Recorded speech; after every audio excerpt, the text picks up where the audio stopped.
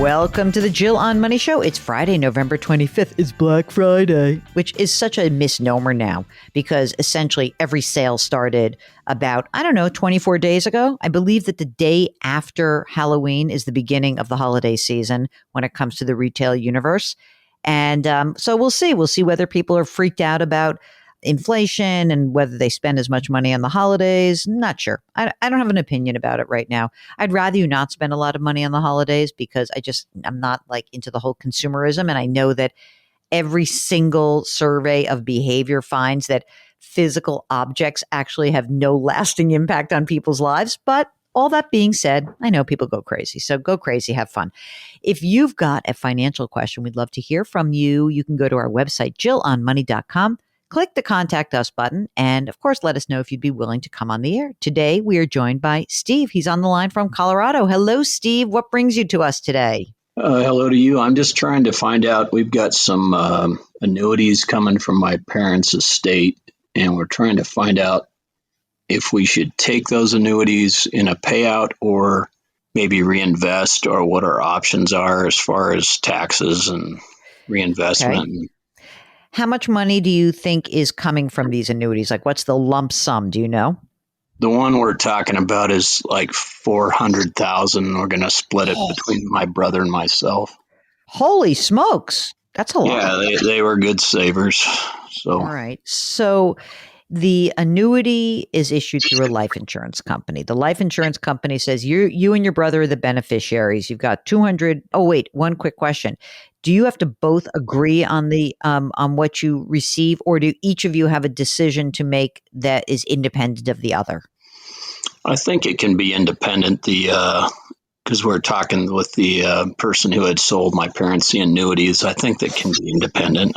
So $200,000, which has not yet been taxed, right? That's correct.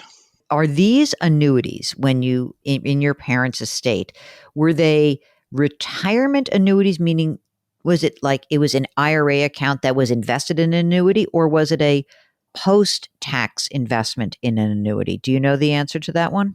It was post-tax.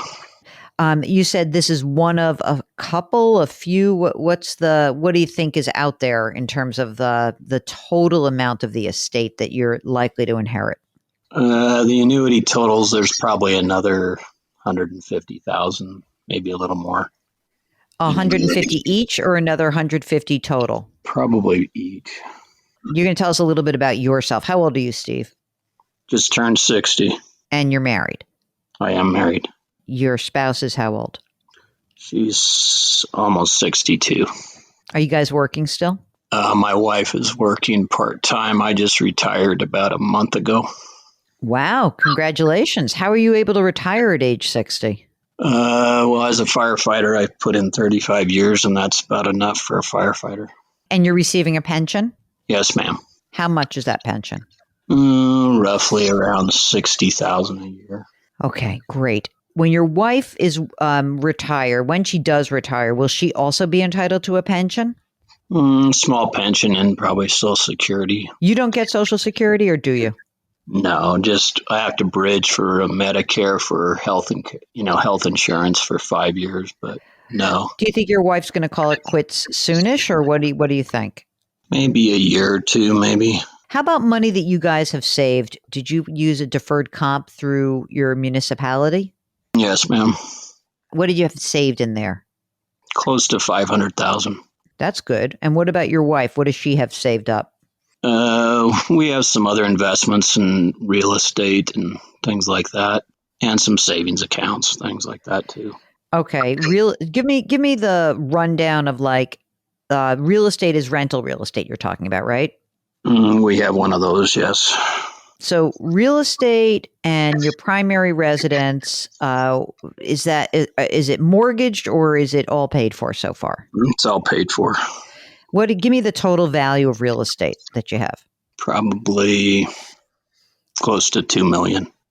Holy moly. Okay. You guys are amazing. And then the other investments, about how much in there? As far as just cash, or we have a house with my parents' estate that's coming cash, maybe another 150 or 200,000 somewhere in there. is the question. I mean, you're coming in and you're asking about an annuity, and the reason why I'm asking all these questions is to try to figure out whether or not it makes sense just to get the cash and pay the tax and move on. And the reason I'm asking about these other things is I'm trying to get a sense of like how much money you have in liquid assets. The reason that becomes more important is that, you're young, right? You're going to hopefully live for another 30 or 35 years. You're going to have income from your real estate and your pension. Do you have a sense of like how much you really need to live on? Oh, maybe about 4 to 5 thousand a month, the most. So you're fine. You're fine. I'm going to make this very easy for you. Oh, do you have kids? We have 2 kids. Grown and launch and okay, or do you need to help them out? No, they're grown, doing good on their own. So How do you feel about telling this guy who sold your parents these annuities, send me a check, thank you very much? I think we're okay with that. We're just trying to figure out if there's a way to. We don't need the money out of the annuities right now, at least. So we're trying to figure out, well, should we just push it into an annuity again, or should we? The reason why I don't like another annuity is that like you're starting the clock on a whole bunch of fees. I almost feel like in a weird way, taking the money now, of course, there is going to be a tax implication, right? But you can do two things that I think make sense. One is you can annuitize these contracts. Just like send me a check every month until it's all used up. Done. And you and your wife can receive that as monthly income and just add it to the kitty. The other is just take the money and pay a nasty tax and, keep the money in there and may take some of the money out this year, some of the money out next year and, kind of slowly but surely get the money out. My concern is if you wait and you defer taking it out, tax rates could go up on you and you're not going in a lower tax bracket. You guys have income. So between the pension and the real estate and the money you have invested, and you're going to actually have taxes. So I think that starting up with another annuity contract and beginning to pay those fees all over again does not make a ton of sense. It really doesn't. You do have plenty of money, but you don't have tons of liquidity, meaning that a lot of your money is tied up. And I don't want it to be tied up again in an annuity. As you take the money out, is there another account that you can put it into that's taxed? Like somebody was saying, like a 1035 or a 1031. Does that sound familiar? So, yeah. So when you have a insurance contract, okay, there is a way to delay taxes and it's called an exchange. And, it essentially allows you to take one kind of insurance product and move it into another insurance product. That's a 1035. I think 1031 is for real estate. So that would mean that you'd buy another insurance product. And I don't know if you need an insurance product. You seem to have plenty of money. I don't think, the problem with these annuities, it's like you're almost like compounding the problem that your parents did a great job, they saved. But now they've delayed the taxes and now you have to pay the taxes. And then if you do the same thing, then your kids have to pay the taxes. And it's not like, I just don't think taxes are going down. I think that you're much more, and by the way, all the tax that's being accrued, what is interesting to know is what I would ask the guy who sold the contract, what is the taxable event if we just take the money out right now? In other words, because this was a post-tax annuity, your parents put a certain amount of money in. Okay, let's pretend they put $100,000 in. 100,000 is the growth. Whatever accumulates is ordinary income. I want to know a couple of things from the insurance person. Number one, can we take a little bit out at a time? Can we take out 50 grand this year, 50 grand next year, and just dribble it out 4 years in a row? Are we forced to do it as a lump sum? And if it's a lump sum, what is the tax liability? Those are the questions you want to have answered. But I don't think you want another. I mean, the problem is that we play games with ourselves. We're like, oh, I don't want to pay the taxes now. Then you delay paying the taxes, but you're paying higher fees. So, you're at the end of the day, you're paying higher fees and someone has to pay the taxes. That's the deal with an annuity contract. Sooner or later, you have to pay the tax. Right. It just seems like you keep pushing it off for the inevitable, and you might push it off onto our kids. And let's say you had $200,000 today. In one scenario, you had it in an annuity, and the other scenario, you said, okay, I have $200,000. I'm going to have to pay some tax. I'm going to put it in an investment account. The 200 under both circumstances grows to 400, and then you die. And when you die and it has in a brokerage account, your kids get a step up in cost basis and there's zero tax due. There's no capital gains tax at all. In the annuity contract, they still have to pay taxes on the accumulation. So it kind of sucks for the kids, even if they're in a low tax bracket. So I don't know. I just don't think like delaying it makes a ton of sense. And I don't know where tax rates are going to be. I know where they are now. I don't really think that a 1035 exchange works. Many insurance agents are going to be like, well, we'll just move it from an annuity to a whole life policy or universal life policy. It's just more fees. Why would I do that? And by the way, you're still going to have, I mean, look, you're in a tax. How much does that rental property generate in money to you guys? Oh, I think it's about $1,500 a month, something like that. I mean, so together, the highest tax bracket you're in probably. How much money is your wife working right now? Pretty low because she went part-time this year, so probably about 25,000 maybe. All right, so we got your 60, we have her 25, and you have your 1,500. Let's even call it like 20 grand that you're getting from this other property. So you got income of about $105,000 a year right now, probably with no write-offs, right? So, okay, 105,000 puts you in the 22% tax bracket. What's the worst case scenario? You know what? You go up to the top of that tax bracket and you say, I'm going to take 40 grand out of that annuity this year, 40 or 50, stay in the 22% tax bracket and do that for the next few years until you got the money out. And that's it. Done. And it's very simple. Like people seem to have like this like allergy to paying taxes. Someone has to pay the taxes on this. Somebody. As you take it out of the annuity, can you just direct it into a brokerage account automatically? Does that do anything for you tax-wise or not really? No. You pay the tax that's due and then you invest it. So there's no real getting around it, right? Like someone owes Uncle Sam money. It's okay. So similarly, like if you have deferred comp, right? You've got $500,000 in your deferred comp plan right now, hasn't been taxed.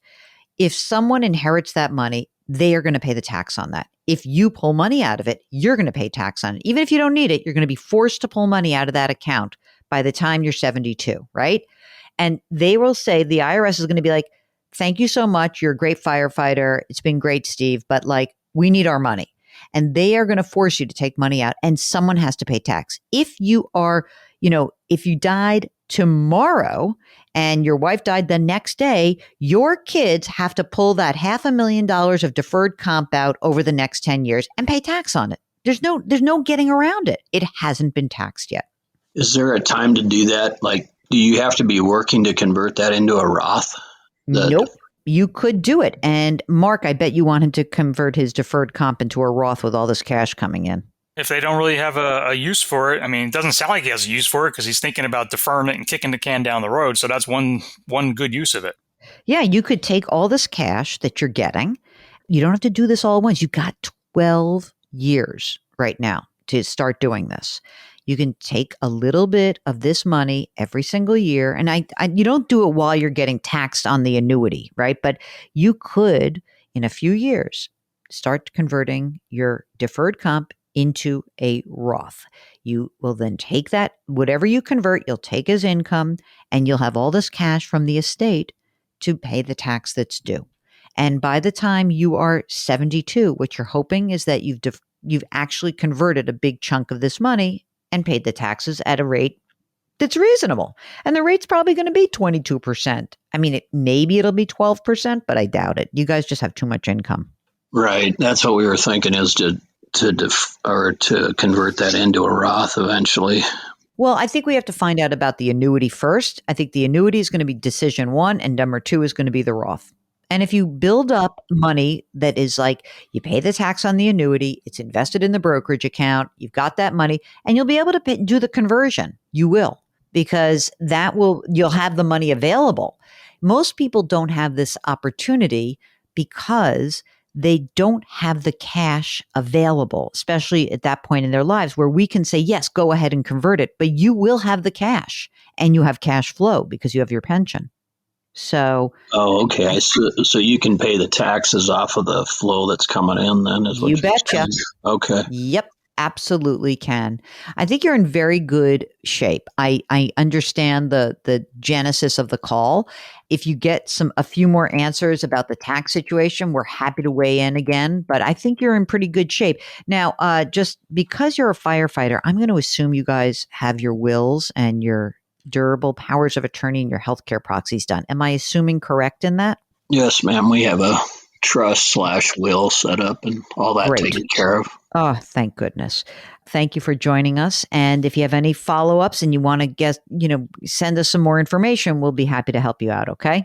Thank you so much for your help. I appreciate it. If you have a decision about maybe an estate question, maybe there's a question about an annuity, maybe there is conversion question, maybe you're young, you're starting out and you want to know what to do with that deferred comp if you've got one available to you, give us a holler. Go to jillonmoney.com, click the contact us button. Let us know if you'd be willing to come on the air, and we would be happy to help you out.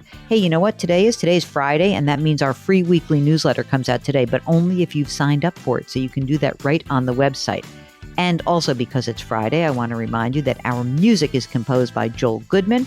Mark Delarcio is our executive producer, and we are distributed by Cadence 13. Put your hands metaphorically on someone's back and stay out of the stores because you know what? Nothing good's going to happen to you there. Grit, growth, grace. Thanks for listening. We'll talk to you tomorrow.